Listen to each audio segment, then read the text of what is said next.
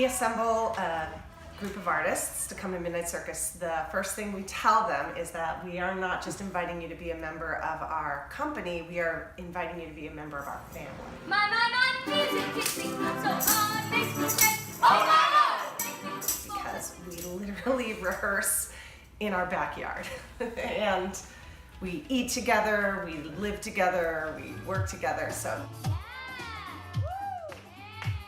Midnight Circus in the Parks is able to have such talented performers because they find us now. We are really lucky.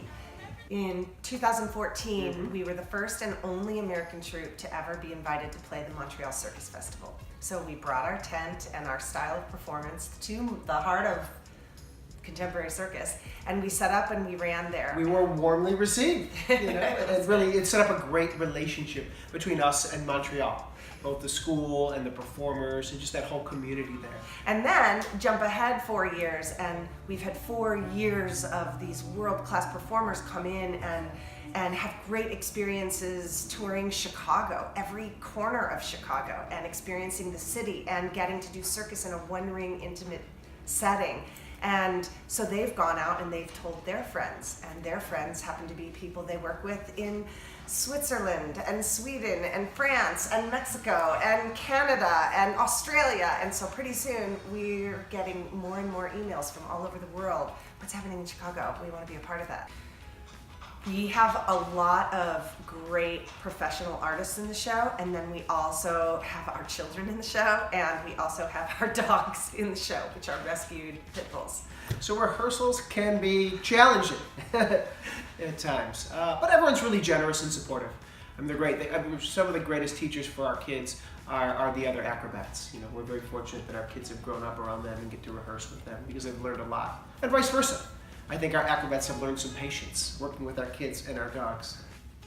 The whole rehearsal process is sometimes 3 weeks, yeah, 3 to 4 weeks, which is not a lot of time, especially when you consider that we like to say we're an ensemble-based show. We create a lot of group acts because we want people to feel the family. We don't just line up the individual acts.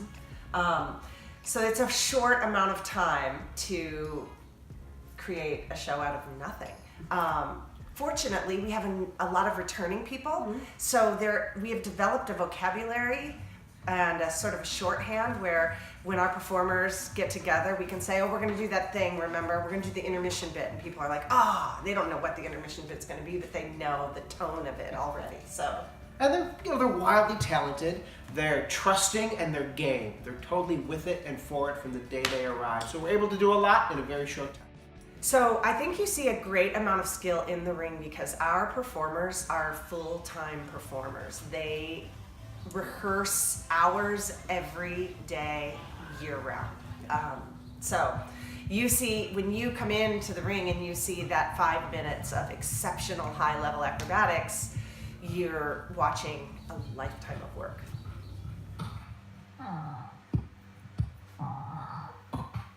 We get a lot of emails each year about the soundtrack of Midnight Circus, and I'm going to credit our DJ, my boy Elroy. Boy Elroy. We met him when he was 21 years old as a beatboxer. He was brought to us by Mars Williams of Liquid Soul to do a show at the Northlight Theater. That was our first collaboration with him. And over the years, we've done more and more and asked him to do more and more. He creates sculptures of voiceover and music.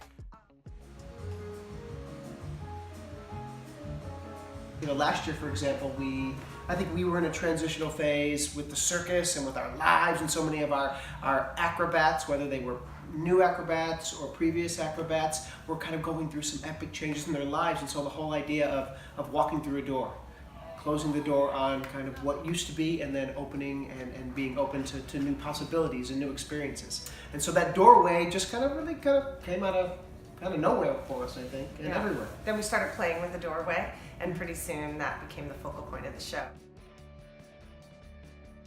I mean, the nature of the tour is we put that tent up the day before opening day, you know, because it's an active city park, so it's not like we can park it there weeks in advance. So we'll put it up usually on a Friday, and we open up on a Saturday. So we'll have a few hours in there before opening day, and then it's showtime.